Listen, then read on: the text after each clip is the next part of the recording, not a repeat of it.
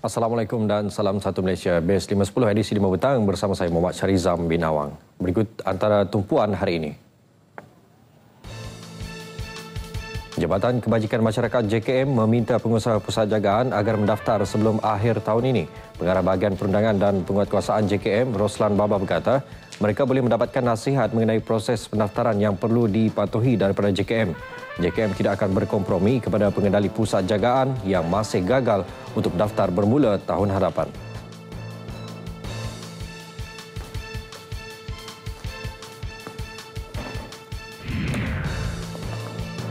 Datuk Seri Najib Tun Razak berpandangan kemajuan Malaysia bergantung bukan sahaja kepada dasar-dasar baik negara tetapi juga kepada sokongan orang ramai terhadap dasar itu. Atas sebab itu juga menyebabkan Perdana Menteri tertarik dengan apa yang disebutkan Pengarah Bank Dunia bagi Asia Tenggara Ulrich Zahow dalam satu temu bual dengan BBC baru-baru ini. Beliau menarik perhatian kepada kenyataan Zahow yang merujuk kepada dasar-dasar nasional Malaysia yang berkesan dalam merapatkan jurang pendapatan dan ekonomi negara akan terus berkembang selagi rakyat Malaysia terus berbelanja.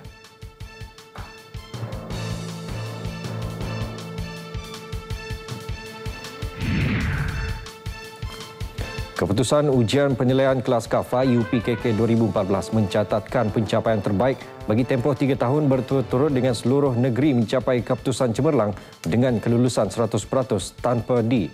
Ketua Pengarah Jabatan Kemajuan Islam Malaysia JAKIM, Datuk Osman Mustafa berkata, pada tahun lepas, keputusan UPKK mencapai kelulusan 99.99%. Melaka merupakan negeri tertinggi memperoleh peratus agregat 8A iaitu 26.7%, diikuti wilayah Persekutuan 23.76% dan Sabah 21.71%.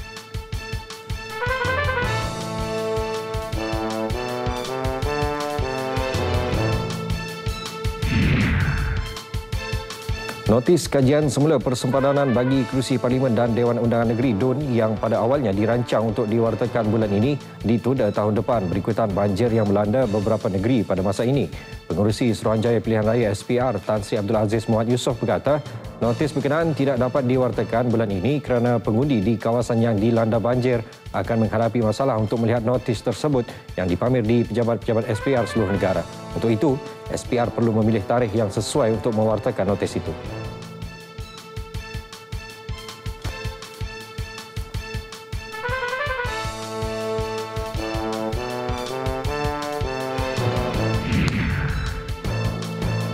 Amerika melancarkan serangan udara ke atas IS di utara bandar Syria di Kobani. Ia susulan serangan pejuang Kurdis di 6 daerah di Bandar Sama sehari sebelum itu yang berjaya mengepung kumpulan IS di bahagian timur Kobani. Kumpulan IS memulakan serangan ke atas Kobani September lalu sebelum menawan beberapa bahagian bandar dan perkampungan berhampiran. Ratusan pejuang kedua-dua pihak terbunuh dalam pertempuran terbabit.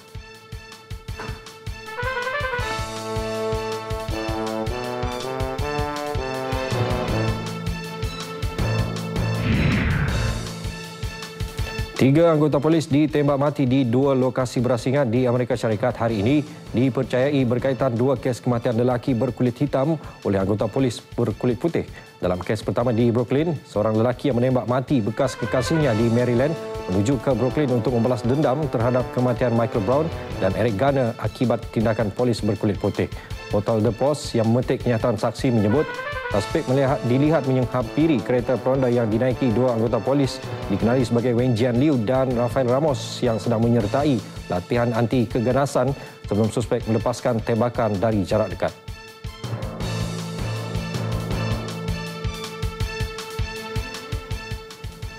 Sekian sahaja sepintas lalu antara berita tumpuan hari ini. Seterusnya lebih banyak perkembangan dalam Nasional 5 bersama dengan Suhaimi dan Faratul. Silakan.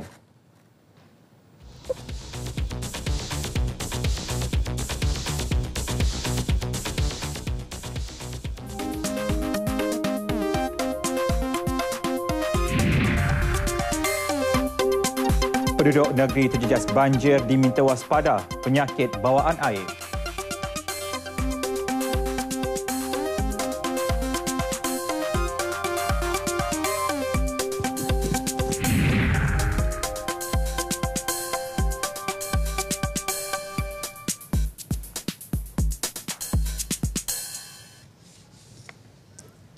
Assalamualaikum dan salam satu Malaysia Nasional 5 edisi 22 Disember 2014 bersama saya Syuhaimi Muhammad dan saya Farhatul Asyati Osman. Dan selain tajuk utama tadi, tumpuan lain Nasional 5 petang ini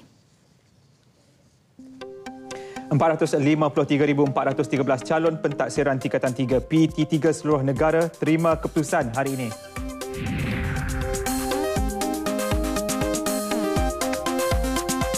Mada kesan serangan penyakit kulat bena perang di hampir 100 hektar kawasan padi di Kuar Cempedak.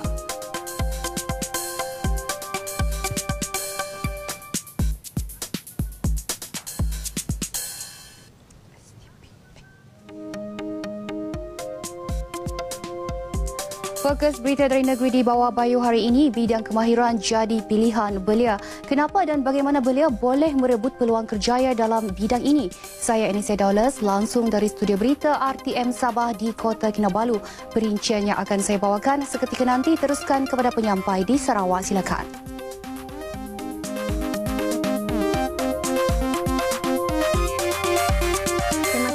Nisa di Kota Kinabalu. Saya Nurjana, kita berlintas langsung dari servi RTM Kuching, Sarawak. Fokus berita dari Sarawak petang ini.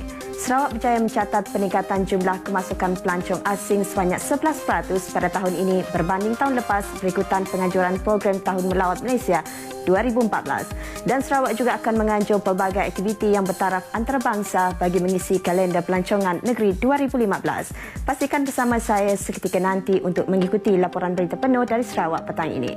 Teruskan bersama rakan penyampai Anas di Johor.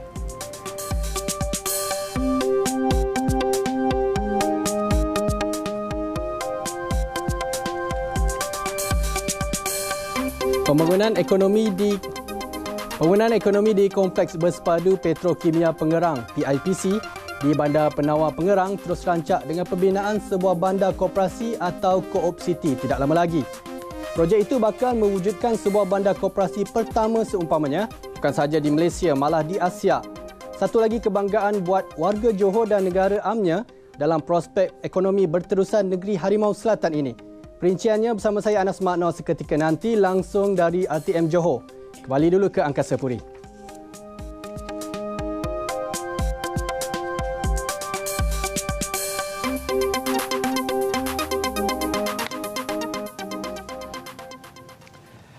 Pastikan anda terus bersama kami untuk lintas langsung negeri-negeri semuanya seketika nanti dan kita terus ke keputusan pentaksiran tingkatan 3 PT3 yang diumumkan hari ini. Sejumlah 453,413 calon mendudukinya di 2,608 pusat peperiksaan seluruh negara bermula 13 hingga 16 Oktober lalu. PT3 merupakan antara mekanisme terbaru menerusi penambahbaikan sistem pendidikan negara menerusi Pelan Pembangunan Pendidikan Malaysia 2013-2025 PPPM. Manakala di Sarawak, tinjauan ke Sekolah Menengah Kebangsaan Green Road di Kuching menyaksikan 15 daripada 332 pelajarnya mendapat 10A, manakala 41 orang mendapat 7A. Pelajar yang berjaya menyatakan bahawa usaha gigih dan tidak mengenal penat menjadi salah satu faktor kejayaan. It's all about hard work and, we just have to put our everything into it to get straight A's. And doa a lot, and hajat also. Mostly planning, you have to plan ahead. And you cannot do it halfway. You have to do it all the way. Seramai 39,583 orang calon menduduki peperiksaan PT3 di Sarawak tahun ini. Di Sekolah Sultan Alam Shah SSAS Putrajaya, seramai 161 pelajar turut mendapatkan keputusan ujian pentaksiran tingkatan 3 PT3 masing-masing. Bagaimanapun, Pengetua SSAS Haidir Hussein enggan ditemu ramah pemberita kerana masih menunggu keputusan penuh PT3. PT3 dilaksanakan bertujuan melihat pencapaian prestasi pelajar mengikut penilaian band 1 hingga band 6. Dengan pentaksiran tersebut, pencapaian pelajar akan diketahui sejak awal tahun. Guru juga akan mengetahui kekuatan dan kelemahan pelajar dan mereka yang mundur dapat diperbaiki sejak awal.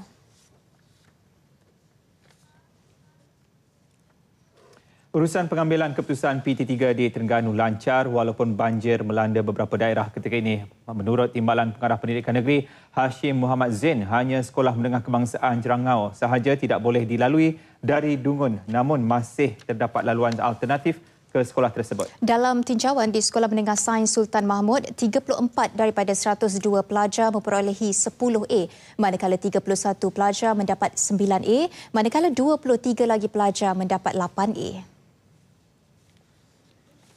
Majlis penyerahan keputusan PT3 kepada pelajar disempurnakan Guru Penolong Kanan 1 Zulkifli Abdul Rahman yang turut dihadiri ibu bapa pelajar. Salah seorang pelajar cemerlangnya, Nurul Huda Zuki, yang juga seorang anak yatim, berkata statusnya itu tidak pernah melemahkan semangatnya untuk mencipta kejayaan. Memperolehi 10A, Nurul Huda tinggal bersama neneknya di Kampung Tapu, Kuala Berang, berhasrat menjadi seorang pakar bedah satu hari nanti. Mula-mula berdebar juga, maknanya terfikir sempat tak lagi nak buat persediaan ni. Tapi Alhamdulillah dengan izin Allah, dengan bantuan cikgu, dengan kesungguhan yang ada, kami berjaya juga dapat memahami betul-betul format yang telah disediakan oleh pihak kerajaan. Alhamdulillah kami dapat menjawab dengan sebaiknya. Seorang lagi pelajar, Muhammad Aidil Amin Rizaluddin, yang turut memperolehi 10A berkata, walaupun pada awalnya sedikit gusar dengan kaedah peperiksaan yang baru diperkenalkan itu, namun bersyukur akhirnya berjaya.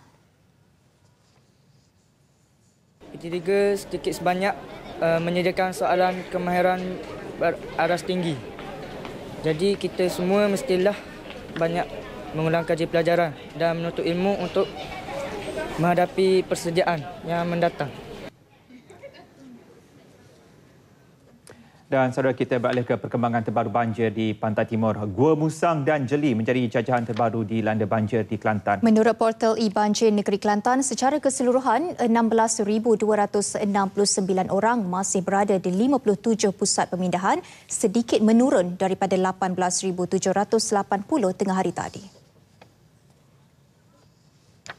Jajahan Pasir Mas kekal daerah paling teruk terjejas, namun jumlah penduduk di pusat pemindahan menurun kepada 10,575 orang daripada 3,623 keluarga di 32 pusat pemindahan.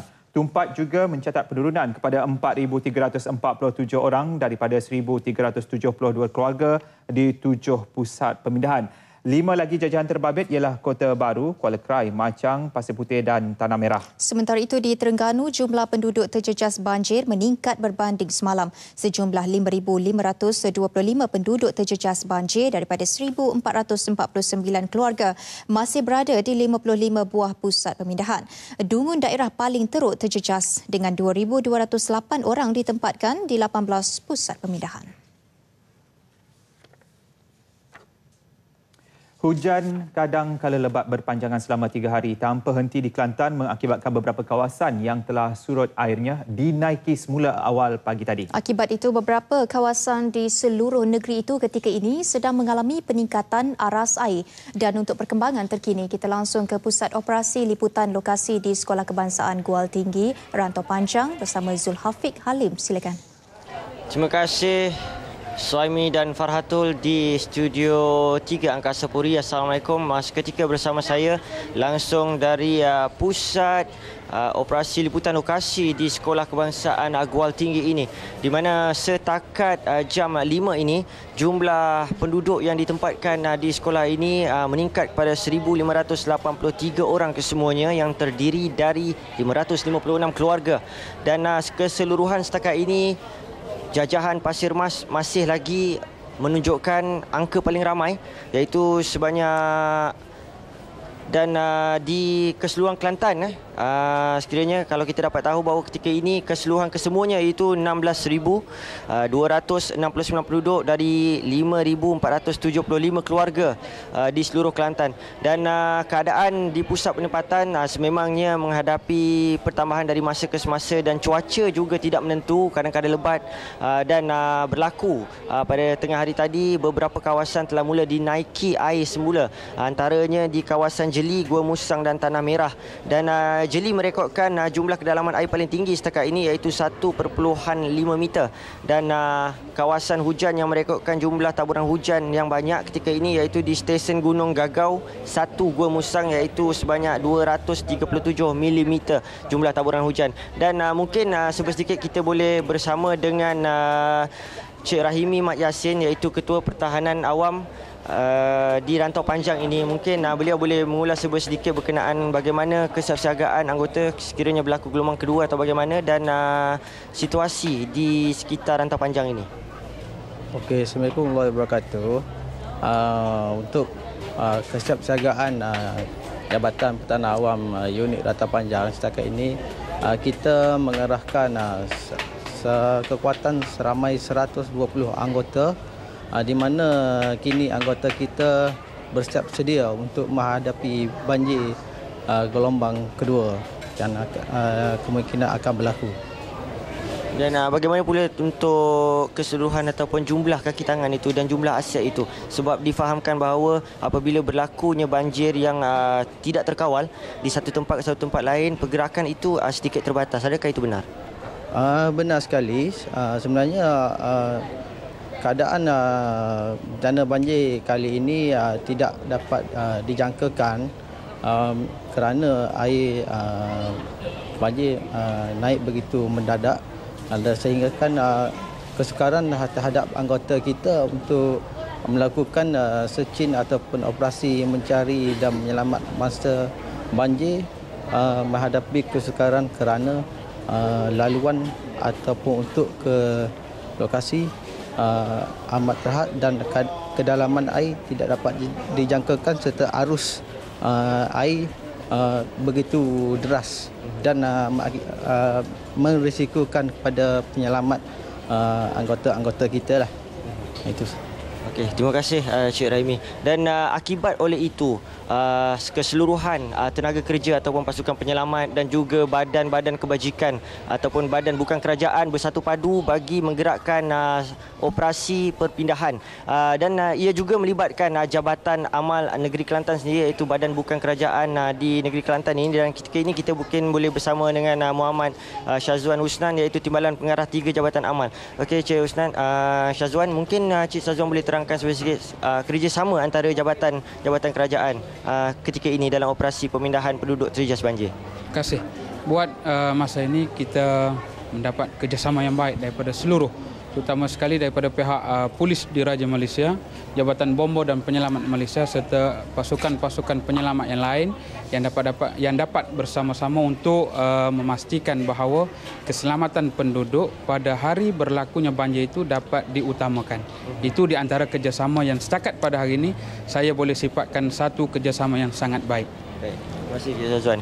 Dan untuk itu juga akibat jumlah perpindahan yang semakin ramai dan juga kerana situasi yang tidak dijangkakan mungkin akan berlaku, jadi Skuad Alpha RTM ingin menyerahkan beberapa set jaket keselamatan kanak-kanak yang pada awal bulan lalu ada satu pihak yang sudi mereka cipta satu produk baru, inovasi baru, iaitu jaket keselamatan kanak-kanak untuk digunakan pasukan penyelamat. Dan inilah masa yang paling sesuai untuk kita serahkan kepada mereka-mereka ini, kerana mereka yang akan menggunakan jaket itu bagi memindahkan kanak-kanak, kerana setakat ini kanak-kanak masih lagi belum dibekalkan dengan jaket keselamatan. Dan inilah dia jaket keselamatan itu, mungkin kita boleh edarkan kepada wakil Jabatan Pertahanan Awam sendiri daripada Dolsafe yang mereka cipta sendiri jaket keselamatan ini, dan untuk JPAM, dan mungkin kita boleh edarkan sedikit kepada Jabatan Amal untuk digunakan sewaktu memindahkan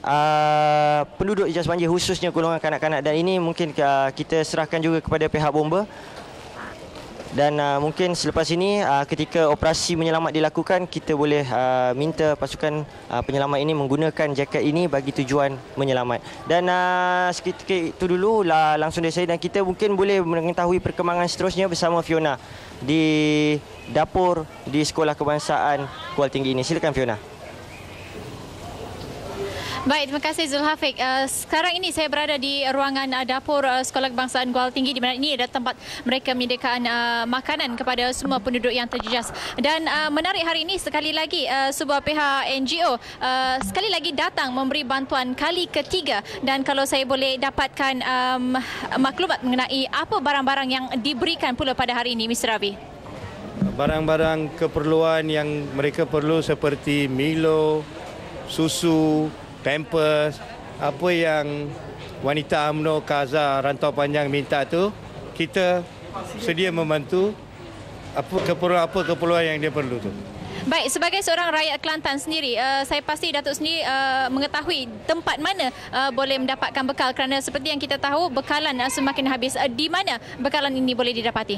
Buat masa ni kita ambil daripada Kok Lannas, satu pasar raya di Kok Lannas.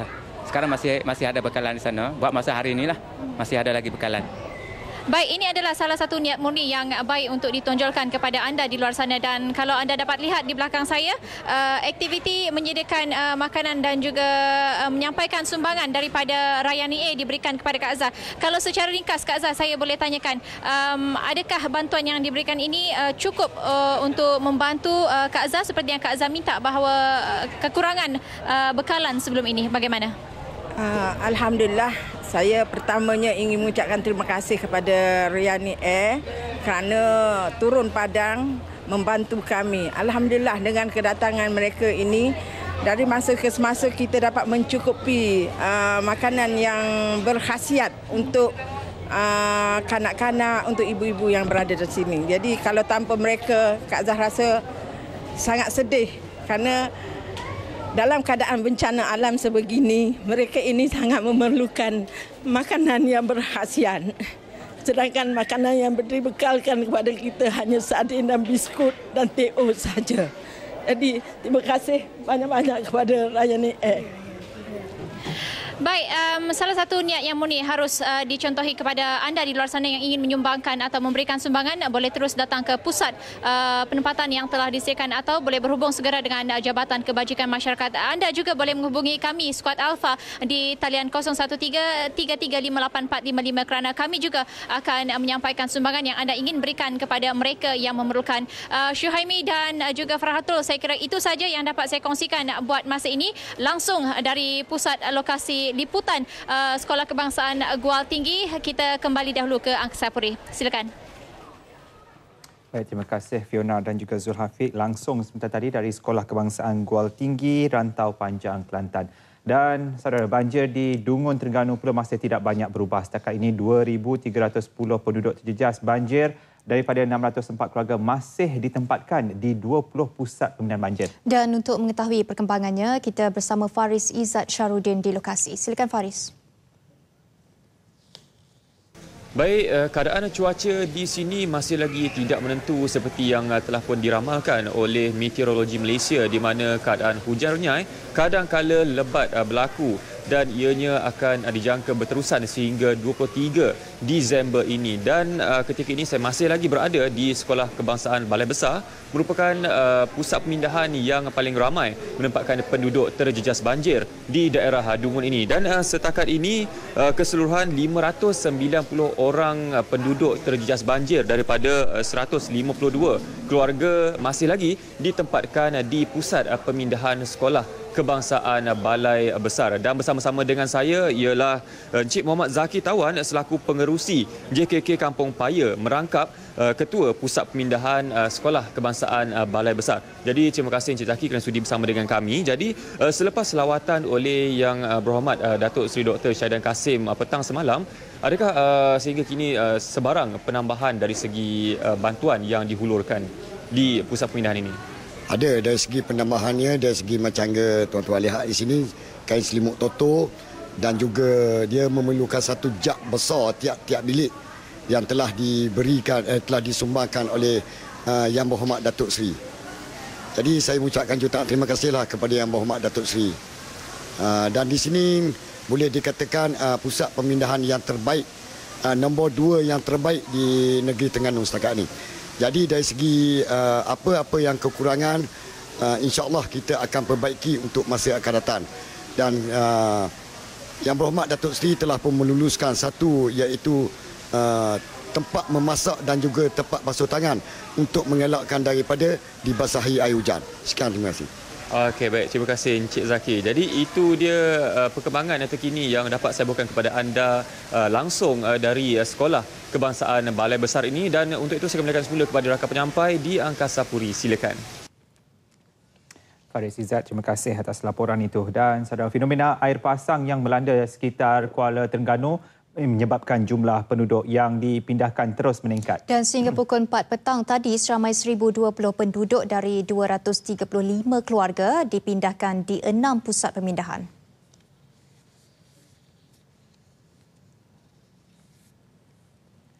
Di Kompleks Gong Badak, jumlah yang dipindahkan turut bertambah kepada 362 orang melibatkan 68 keluarga.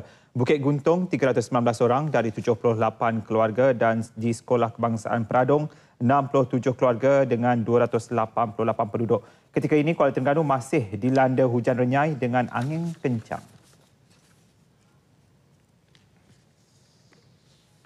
Fenomena kerang yang melanda pesisir pantai Rusila, Ru2 Marang ketika banjir gelombang pertama lalu sekali lagi muncul di Terengganu. Namun kali ini fenomena itu berlaku di kawasan pantai Hujung Batu seberang Takir Kuala Terengganu sejak Rabu lalu ketika gelombang banjir kedua sedang melanda pantai timur.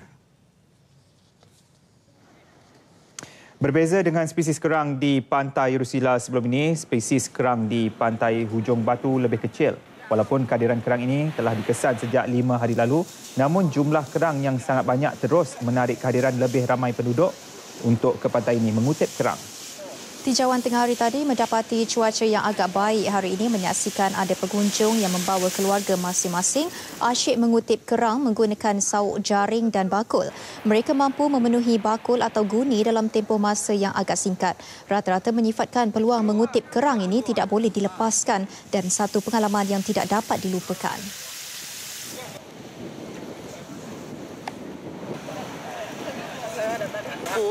Campur dengan kulit.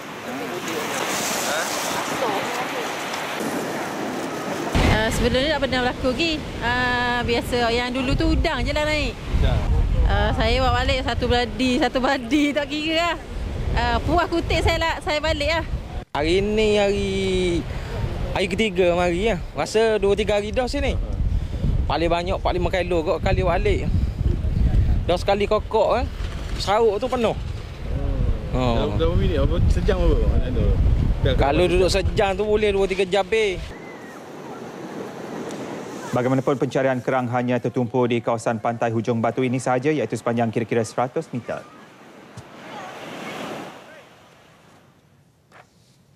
Di Kuantan Pang, jumlah penduduk terjejas banjir hari ini meningkat kepada 442 orang daripada 116 keluarga berbanding 19 orang daripada 5 keluarga semalam. Sehingga 3 petang tadi, 9 pusat pemindahan dibuka di Kuantan.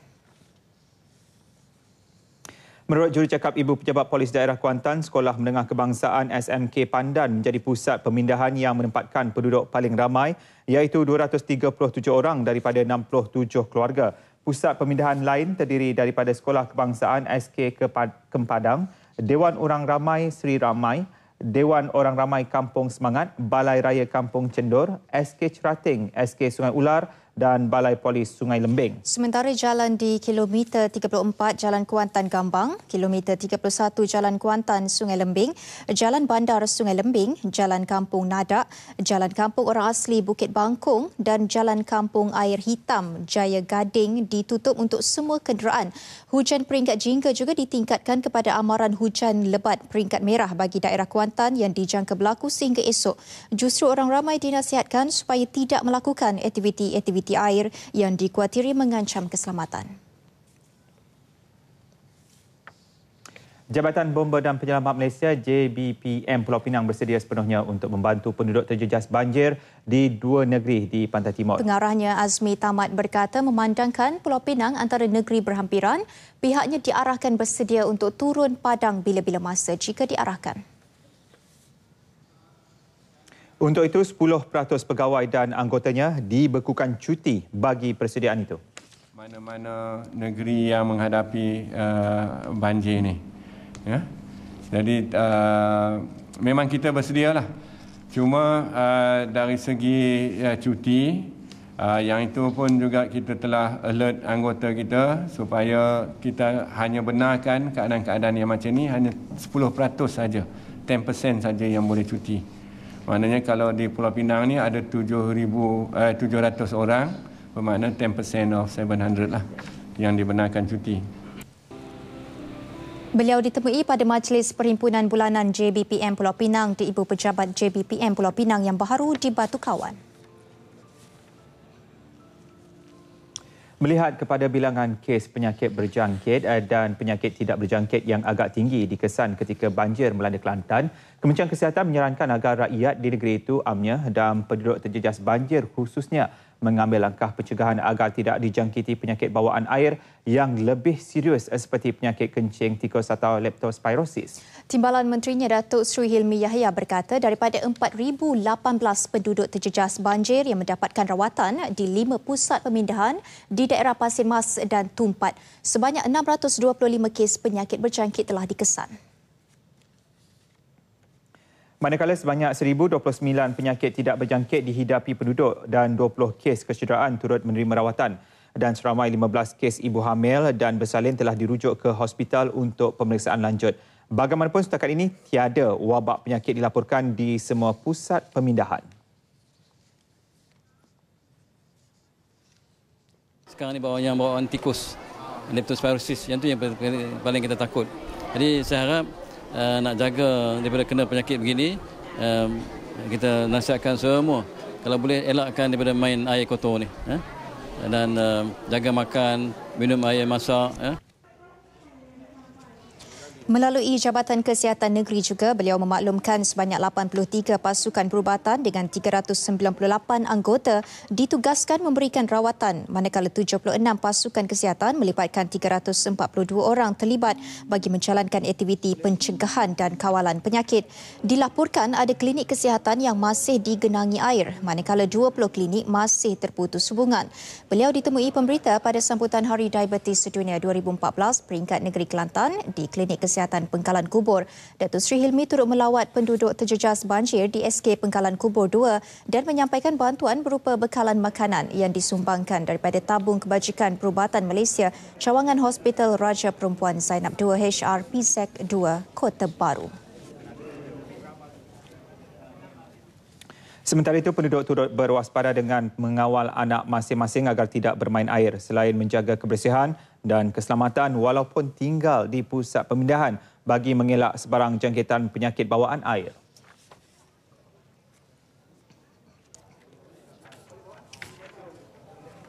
Kena jaga apa ni? Sekeliling apa ke? Kebersihan anak-anak, keselamatan. Jaga-jagalah musim ini kan ada mudah menjangkit penyakit berjangkit, kuman banyak kan. Lepas tu ialah kena berjaga-jaga. Dengan keadaan ni kita kena pantau nak jaga molek anak ya. Kena air nak minum makan pun kena jagalah. Sebab makan kalau boleh nak benda hok panas lah. Sebab minum air digalak ke minum air masuk lah kalau boleh deh. Sekolah Kebangsaan Pengkalan Kubur 2 antara 7 pusat pemindahan yang dibuka di daerah Tumpat dan menempatkan 699 orang daripada 210 keluarga. Dan tumpuan seterusnya beralih kepada laporan langsung dari negeri-negeri dari rakan-rakan penyampai Anissa Daulus di Sabah, Norjauna Abdullah di Sarawak dan Anas Muhammad Nur di Johor telah pun bersedia. Dan untuk laporan penuh, kita mulakan dengan laporan dari Sabah. Silakan.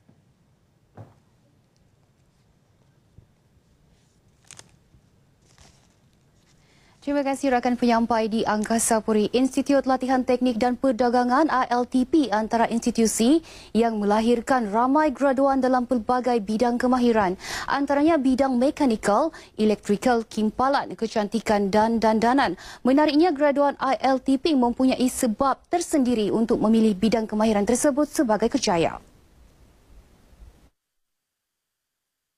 Graduan ILTP mengakui peluang kerjaya dalam bidang kemahiran lebih luas. Apa yang telah saya pelajari selama setahun ialah selama ini saya tak ada kemahiran macam mumpal, macam mendokumenkan, itulah semua. Tapi selama 1 tahun kita saya dapat tahu lah. Perancangan saya adalah untuk mencari pekerjaan yang sesuai dengan saya punya kursus lah. Saya pilih ini jurusan sebab saya tengokkan peluang dia untuk kerjakan cerah lah untuk masa depannya. Senang untuk dari segi kemahiran dia, kalau mencari rezeki senang lah. Sebenarnya program sebegini banyak memberikan manfaat lah kepada diri kita sebagai belia, sebab dia banyak membantu, banyak membantu kita untuk mengutip pengetahuan ataupun pengalaman demi pengalaman untuk kejayaan akan masa akan datang. Pada belia-belia sana jangan takut untuk masuk di sini, memang pengalamannya memang best lah. Perancangan mau cari kerja. Dan kalau boleh sambung studi. Ternyata pengajian dalam bidang kemahiran kini semakin mendapat tempat di hati belia. Namun, apa yang lebih penting, para graduan tidak terlalu memilih pekerjaan. Sebaliknya, merebut segala peluang untuk menimba pengalaman dan ilmu pengetahuan.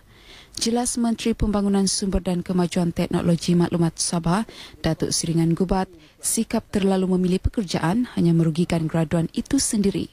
Ini kerana ada kalanya peluang hanya hadir sekali.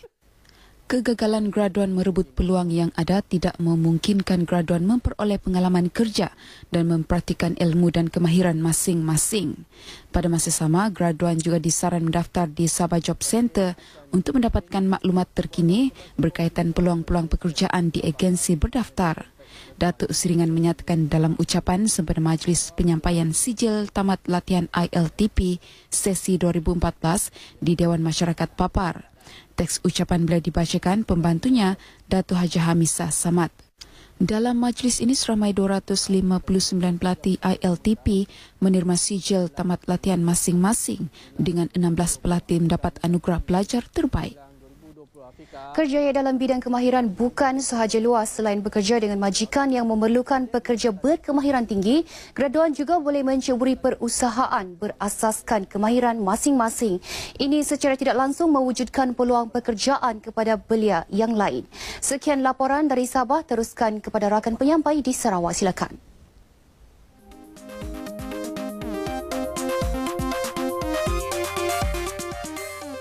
Terima kasih Indonesia di Kota Kinabalu. Assalamualaikum, salam sejahtera dan salam satu Malaysia.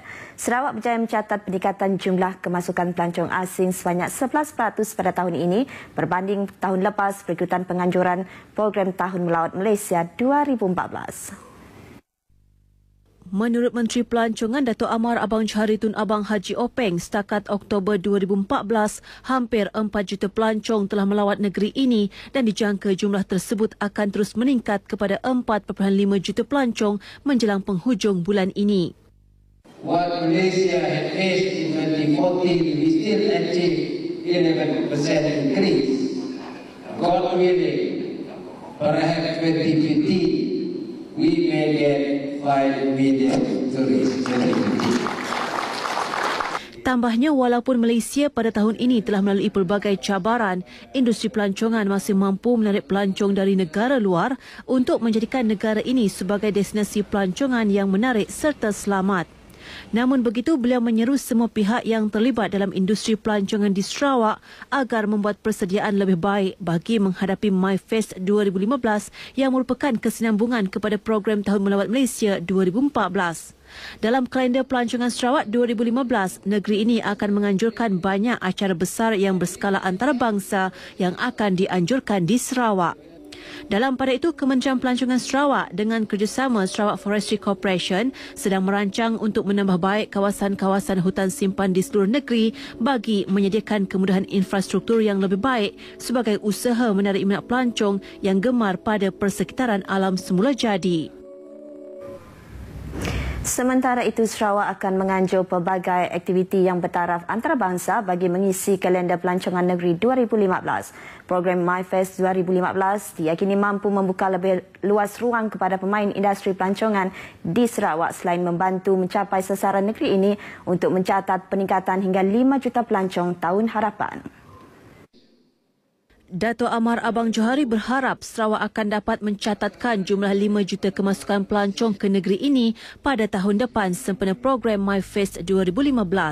Selain itu, syarikat penerbangan di China iaitu Dragon Air, Hong Kong Express dan Southern Airlines akan bekerjasama dengan Sarawak untuk menyediakan penerbangan sewa khas bagi menggalakkan lebih ramai pelancong dari China ke Sarawak yang dijangka akan dilaksanakan pada Mac atau April tahun depan. He told the Chinese, our friends there, you come, I give you free parking and free landing fees for 6 months. Beliau berucap semasa merasmikan Malam Penghargaan Pelancongan 2014 anjuran Kementerian Pelancongan yang berlangsung di Kuching. Pada majlis itu, beliau turut merasmikan pelancaran kalender acara pelancongan 2015 bagi Sarawak yang mempunyai susunan 98 aktiviti pelancongan di Sarawak selain menyampaikan anugerah penghargaan kepada agensi-agensi pelancongan yang telah menunjukkan komitmen kerjasama yang tinggi dengan Kementerian Pelancongan Sarawak. Turut hadir pada majlis itu termasuk Menteri Muda Pelancongan Datuk Gramong Juna, Setiausaha Kerajaan Negeri Sarawak Tan Sri Datuk Amar Haji Muhammad Mursyidi Abdul Ghani, Pengerusi Pelancongan Malaysia Tan Sri Datuk Sri Dr. Ng Yen Yen dan Ketua Pegawai Eksekutif Lembaga Pelancongan Sarawak Datuk Rashid Han. Dengan itu sekian laporan berita dari Sarawak untuk Lintas Langsung Nasional 5 petang ini dan seterusnya bersama Anas di Johor.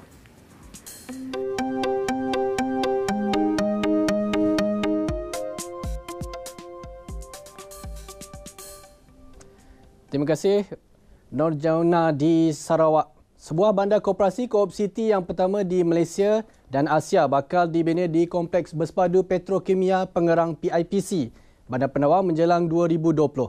Projek di atas tanah seluas 62 ekar itu dikoordinator oleh Angkatan Koperasi Kebangsaan Malaysia Berhad, Angkasa, dengan kerjasama Koperasi Pengerang Kota Tinggi Berhad, Kopeti. Semua itu dalam usaha memastikan sektor koperasi di Johor terus memperolehi manfaat dari kesan pembangunan PIPC. Pengerusi Angkasa Johor Sazali Abdul Hamid mendedahkan projek dengan anggaran nilai pembangunan kasar GDV mencecah RM500 juta ini akan membabitkan pembangunan kira-kira 1,000 unit rumah mampu milik, pusat perniagaan, tempat rekreasi selain pusat beli belah. Keseluruhan pembangunan projek akan diuruskan sepenuhnya oleh ahli gabungan koperasi yang ingin melabur di bandar tersebut. Memandangkan sambutan dan prospek menggalakkan, Angkasa optimis mampu mensasarkan lebih 50 gabungan koperasi akan melabur dalam menjayakan projek tersebut. Daripada survey yang kami buat ini, kita dah dapat feedback yang sangat memberangsangkan, sangat baik oleh rakan-rakan pemimpin koperasi dan kooperator yang ada di Johor ini, dan pemilikannya memang kami sasarkan dulu orang Johor. Jadi koperasi di Johor, anggota-anggota koperasi di Johor.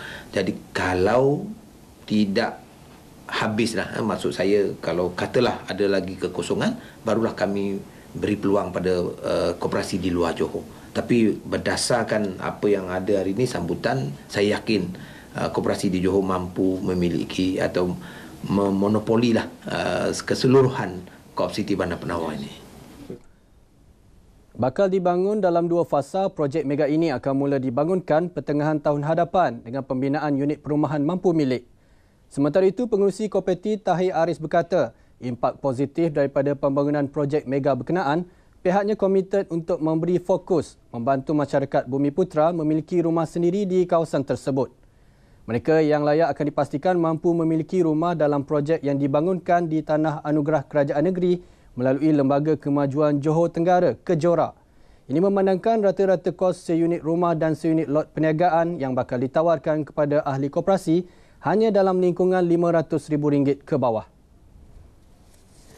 Itu di antara matlamat Co-op City kita bina di antaranya. Kita cuba akan bina bangunan kedai ataupun rumah yang mana orang kita boleh memilikinya. Dari segi kemunasabahan harga itu, kita bukan kata tidak mendapat keuntungan, tetapi munasabah untuk kita tawarkan kepada orang-orang kita untuk milikinya. Melihatkan potensi dan prospek pembangunan yang sangat memberangsangkan di Bandar Penawar Pengerang, Suruhanjaya Koperasi Malaysia SKM Cawangan Johor turut terpanggil menggalakkan lebih ramai gerakan koperasi memiliki hartanah di kawasan berkenaan. Langkah melakukan pelaburan di PIPC khususnya bagi membeli premis perniagaan diyakini satu pelaburan yang sangat menguntungkan untuk jangka masa panjang. Timbalan pengarahnya Mio Sarifuddin Mio Yahya yakin pembangunan projek Co-op City di Bandar Penawar berupaya melonjak nilai perolehan koperasi di Johor, seterusnya membantu memberi pendapatan berganda kepada ekonomi negara. Pada koperasi Pengerang Kota Tinggi untuk membangunkan satu konsep sepenuhnya milik koperasi, diusahakan oleh koperasi, dimiliki oleh koperasi dan akan diteruskan perniagaan oleh koperasi juga. Ini kita mengharapkan kerana dasar koperasi negara 2011 hingga 2020 mencasarkan perolehan atau turnover koperasi. Pada tahun lepas 2013 sebanyak 520 juta di negeri Johor sahaja. Tapi kita mencasarkan setiap tahun akan ada peningkatan sebanyak 600 tahun. Tanggungjawab membangunkan sebuah bandar koperasi bukanlah perkara yang mudah kerana ia memerlukan komitmen yang tinggi selain memerlukan modal dan kepakaran. Dengan terbinanya, sebuah bandar itu akan menjadi pemangkin kepada pembangunan sektor koperasi yang sebahagian besarnya dianggotai Bumiputera. Selepas rancak dengan pembangunan Iskandar Malaysia dan kini Kompleks Bersepadu Petrokimia Pengerang PIPC, Johor sememangnya sangat komited dan gigih untuk muncul sebagai sebuah hub ekonomi mapan serantau. Idea sebesar itu perlu hadir dengan inisiatif dan komitmen yang juga besar. Justru projek Co-op City sebagai satu lagi platform terbaru untuk melonjak ekonomi negeri Johor dilihat mampu memacu usaha menyeimbangi kuasa ekonomi selatan yang selama ini didominasi negara jiran Singapura. Kembali bersama rakan penyampai Suhaimi dan Fahatul di Angkasa Puri. Hospital Pulau Pinang bakal memperolehi bangunan baru khas untuk wanita dan kanak-kanak berikutan kerja-kerja penambahan blok baru bangunan Hospital Bersalin sedia ada yang sudah berusia 122 tahun. Menteri Kesihatan Datuk Seri Dr. S. Subramaniam memberitahu pembinaan akan bermula pada 2016 dan dijangka siap dalam masa 3 hingga 4 tahun. Blok baru dengan kos RM250 juta itu akan menyediakan 329 buah katil selain ward pediatrik, ward obstetrik dan ginekologi. Bangunan yang tersedia dia, Hospital Bersalin ini, telah diiktiraf sebagai bangunan yang uzur dan tak selamat untuk digunakan oleh JKR. So kita tidak ada pilihan yang lain. Kementerian pada masa sama turut mencadang beberapa langkah jangka pendek bagi mengurangi masalah kesesakan di hospital tersebut. Untuk kaji kebolehan untuk pindah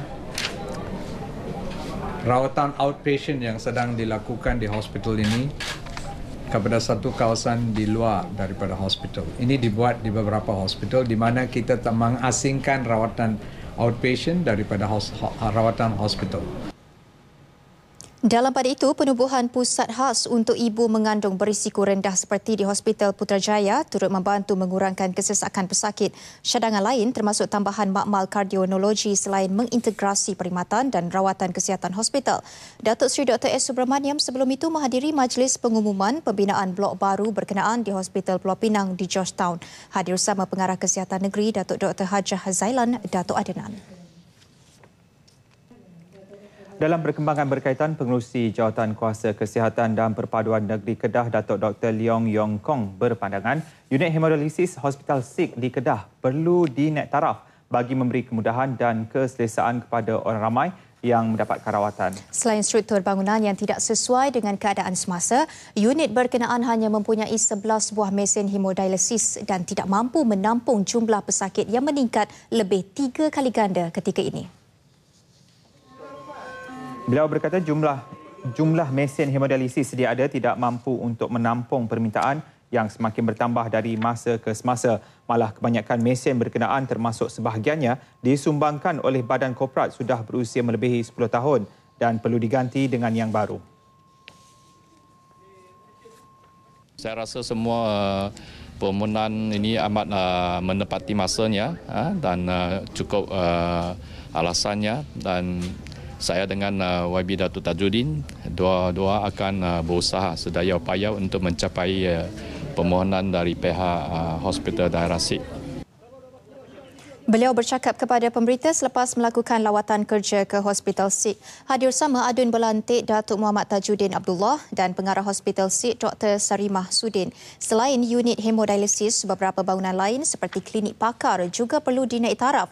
Hospital SIG yang ditubuhkan pada tahun 1985 merupakan antara hospital tertua di Kedah. Hospital ini mempunyai 4 buah ward iaitu ward lelaki, ward wanita, ward bersalin dan ward kanak-kanak dengan 109 katil. Pembayaran insentif pengeluaran getah IPG untuk pekebun kecil getah dijangka dapat dibuat dalam tempoh seminggu selepas tuntutan. Pembayaran pula dijangka dibuat pada Februari berdasarkan kepada purata harga getah SMR 20 FOB bulan sebelumnya. Menurut Menteri Perusahaan, Peladangan dan Komoditi, Dato' Amar Douglas unggah embas bagi Semenanjung IPG akan diuruskan Lembaga Getah Malaysia LGM Sabah oleh Lembaga Industri Getah Sabah LIGS, manakala Sarawak oleh Jabatan Pertanian Sarawak JPS. Pekebun kecil boleh membuat tuntutan di sebarang pejabat wilayah LGM di Semenanjung dan Sarawak dengan mengemukakan resit rasmi jualan dan permit Autoriti Transaksi Getah PETG. Di Sabah, LIGS akan menggunakan mekanisme pendaftaran pekebun kecil dan LGM menetapkan harga getah di peringkat ladang. Sehingga 16 Disember lalu, sejumlah 120,680 pekebun kecil di Semenanjung telah pun memiliki kad PETG. Kita telah pun sama-sama bekerjasama dengan agensi-agensi lain, Pesda, Felkra, Jabatan Orang Asli, Kesedar, Jabatan Pertanian Sarawak, Lembaga Industri Getah Sabah. Semua masing-masing memain peranan untuk membantu melicinkan pelaksanaan program ini. Dato' Amar Douglas menghadiri taklimat tertutup di Pejabat LGM Wilayah Utara di Ipoh. Dalam perkembangan sama, Dato' Amar Douglas memaklumkan satu jawatan kuasa pemantauan yang dipengerusikan oleh Ketua Setiausaha Kementerian akan ditubuhkan.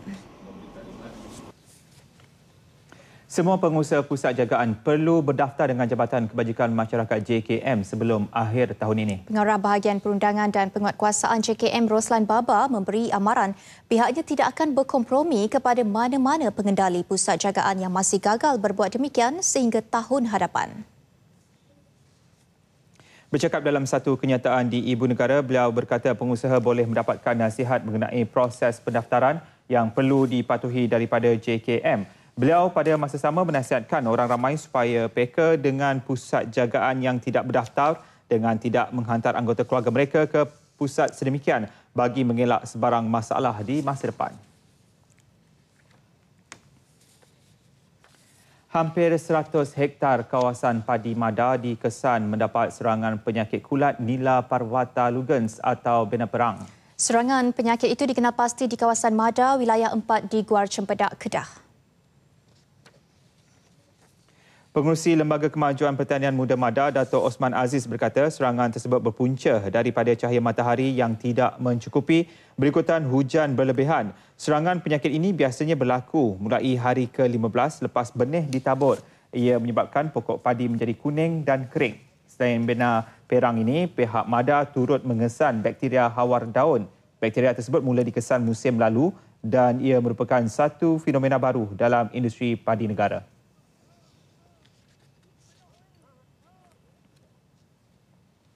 Jadi semua ni adalah penyakit-penyakit yang memang menjadi cabaran kepada pihak bahagian pertanian Mada dan cuma kita nak supaya ianya terkawal supaya ianya tidak merebak sehingga menjejaskan pendapatan petani-petani lah. Itu saja. Beliau turut mengingatkan para petani khususnya pesawah padi agar lebih peka dan sentiasa memantau keadaan sawah padi mereka dan mengambil langkah-langkah pencegahan untuk mengelakkan penularan penyakit berkenaan. Ibarat raja segala kenderaan, kini angka pemilik motosikal berkuasa tinggi di Malaysia semakin meningkat. Malah kehadiran kumpulan penunggang ini atas jalan raya seringkali menarik perhatian pengguna jalan raya yang lain. Namun di sebalik itu, adakah aspek keselamatan dititik beratkan kumpulan berkenaan, terutamanya ketika menjalankan sesuatu aktiviti riadah pada hujung minggu? Saksikan laporan ini.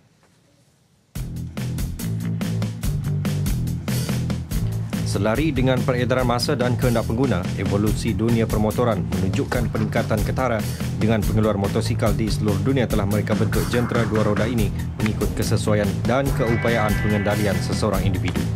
Teknologi terkini juga telah banyak mempengaruhi pihak pengeluar untuk menghasilkan motosikal lebih ringan, kerangka bingkai yang lebih pendek dan rendah terutamanya bagi wanita Asia yang turut menunjukkan minat terhadap dunia permotoran.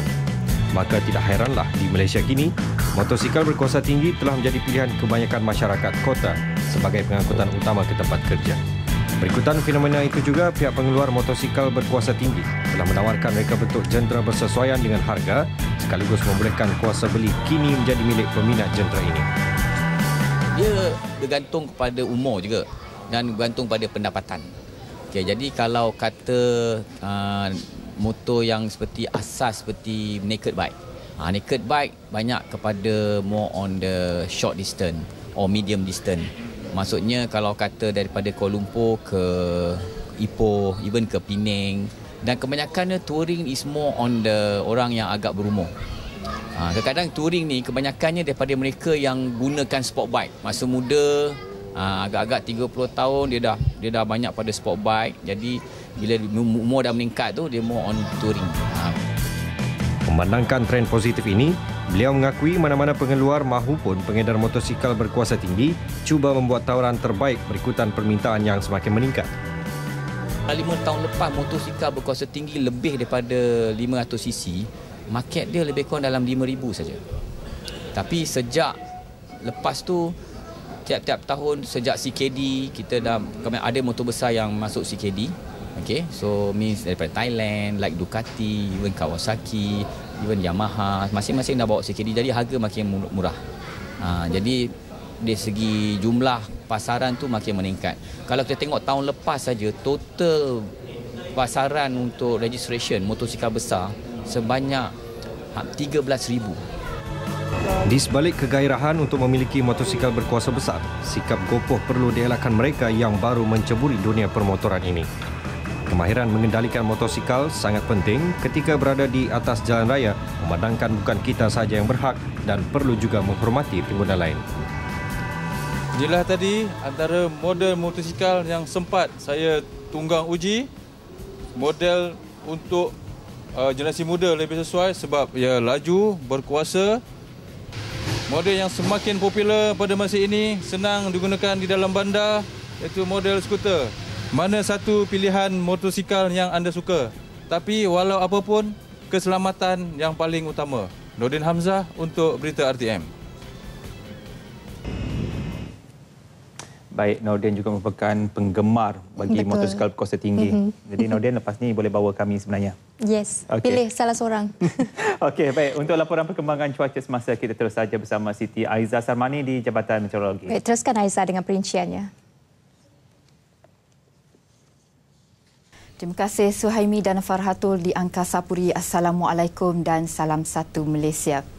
Amaran hujan lebat peringkat jingga yang dikeluarkan sebelum ini di negeri Pahang telah ditingkatkan kepada amaran peringkat merah melibatkan daerah Kuantan, Jerantut, Maran, Pekan dan juga Rompin, yang mana amaran ini telah ditingkatkan pada pagi tadi. Berikutan hujan sekejap-sekejap kadang kala lebat dijangka masih lagi berterusan di daerah-daerah yang terlibat. Sementara itu, di kawasan-kawasan yang lain terutamanya di kesemua jajahan negeri Kelantan dan semua daerah di negeri Terengganu juga masih lagi dikekalkan amaran peringkat jingga. Begitu juga di sebelah barat negeri Pahang melibatkan daerah Lipis, Temerloh, Cameron Highland dan juga Bera, juga di daerah Mersing, Johor juga masih lagi dikekalkan amaran peringkat jingga. Nasihat hujan lebat peringkat kuning juga masih lagi berterusan di negeri Johor melibatkan daerah Kota Tinggi, Kluang dan juga Segamat, yang mana kesemua amaran ini berkuat kuasa sehingga ke hari esok. Oleh itu, kepada penduduk yang tinggal di daerah-daerah yang terlibat dinasihatkan agar sentiasa berhati-hati dan mematuhi arahan yang dikeluarkan oleh pihak berkuasa tempatan. Sementara itu, amaran angin kencang dan laut bergelora kategori ketiga juga masih lagi berterusan di kawasan perairan laut Cina Selatan, terutamanya di kawasan perairan negeri Sabah, wilayah Persekutuan Labuan, juga di kawasan perairan negeri Sarawak serta di kawasan perairan pantai timur Semenanjung. Kawasan perairan negeri Kelantan, Terengganu, Pahang dan juga Johor Timur ini juga terdedah kepada kenaikan paras air laut, yang mana keadaan ini berbahaya kepada aktiviti perkapalan dan pantai termasuk pekerja di pelantar minyak. Kesemua amaran ini berkuat kuasa sehingga ke hari Rabu ini 24 Disember. Sementara itu, tinjauan cuaca melalui paparan imej Gema radar pada petang ini menunjukkan keadaan cuaca lembap masih lagi berterusan di kawasan pantai timur Semenanjung, terutamanya di sekitaran negeri Pahang. Dengan hujan yang direkodkan di stesen meteorologi Kuantan telah pun merekodkan bacaan lebih daripada 200 mm. Dan pada masa yang sama, hujan juga diperhatikan berlaku di negeri Kelantan, Terengganu dan juga di sebelah utara. Dengan amaran ribut petir masih lagi berterusan sehingga ke lewat petang ini di negeri Perak melibatkan daerah Kinta, Kampar, Hilir Perak dan juga Batang Padang. Dengan hujan berserta ribut petir juga diperhatikan ketika ini berlaku di kawasan pantai barat melibatkan negeri Selangor, Kuala Lumpur, Melaka, Negeri Sembilan dan juga di bahagian Johor Barat. Dan kita ke ramalan cuaca pada sebelah malam ini. Dijangkakan keadaan cuaca lembap di kawasan tengah Semenanjung dan juga pantai timur masih lagi berterusan pada sebelah malam ini dan juga sehingga ke pagi esok. Manakala di negeri Sabah pula keadaan cuaca ketika ini tidak hujan.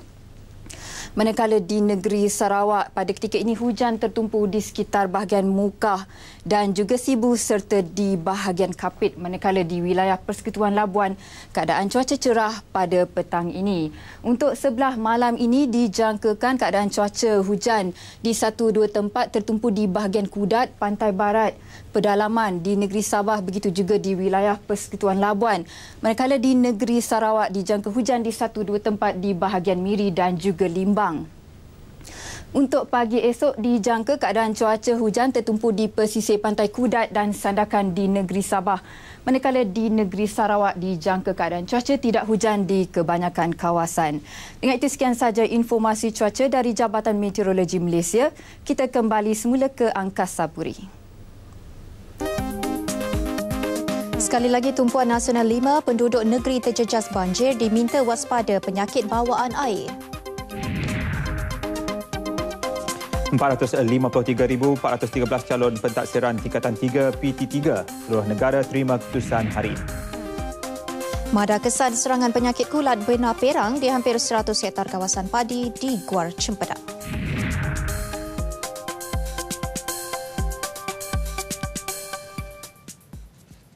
Baik, setakat ini sahaja perkembangan Nasional 5. Awasi anak-anak anda ketika musim banjir ini. Dengan itu, Assalamualaikum dan salam satu Malaysia.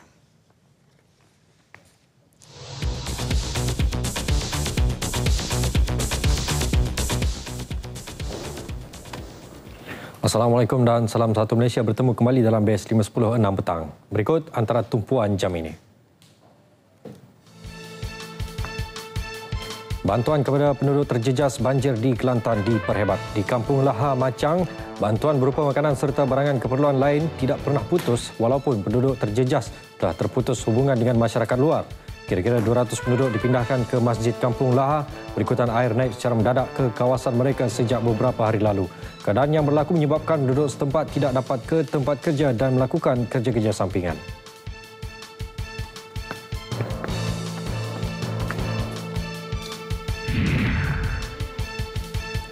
Berikutan banjir yang melanda beberapa negeri, notis kajian semula persempadanan bagi kerusi Parlimen dan Dewan Undangan Negeri DUN yang pada awalnya dirancang untuk diwartakan bulan ini ditunda tahun depan.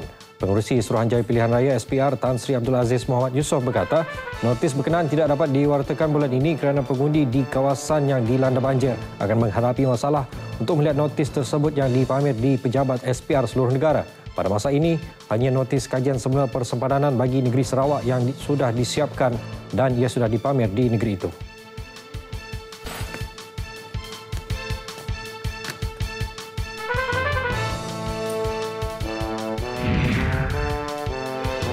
Hospital Pulau Pinang bakal memperolehi bangunan baru khas untuk wanita dan kanak-kanak berikutan kerja-kerja penambahan blok baru bangunan hospital bersalin yang sedia ada.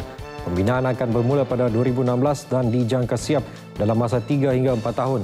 Blok baru dengan kos RM250 juta itu akan menyediakan 329 buah katil selain wad pediatrik, wad obstetrik dan ginekologi. Kementerian pada masa sama turut mencadang beberapa langkah jangka pendek bagi mengurangi masalah kesesakan di hospital tersebut yang kini sudah berusia 122 tahun.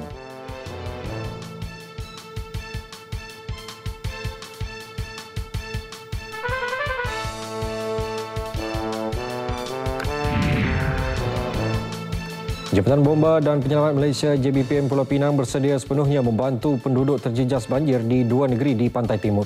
Pengarahnya Azmi Tamat berkata, memandangkan Pulau Pinang antara negeri berhampiran, pihaknya diarahkan bersedia untuk turun padang bila-bila masa jika diarahkan.